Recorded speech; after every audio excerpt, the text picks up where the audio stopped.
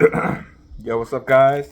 It's Nadertron from Nadertron's World, and today I'm trying the volcano burrito from Taco Bell.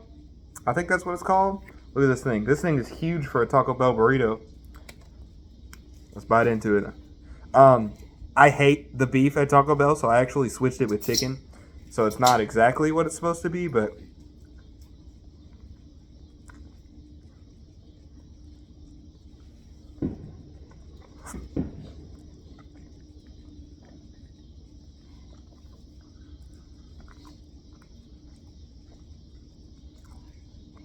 this thing is delicious.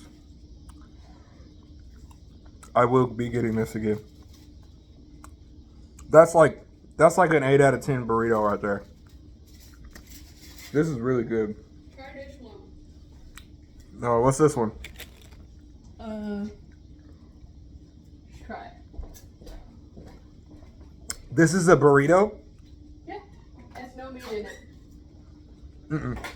Boy, that's disgusting. It got guacamole in it. Alright. I'll see you guys in the next video. That's it. That's all I gotta do. Just try that burrito. That's all I have for you guys. So I'll see you in the next video. Bye.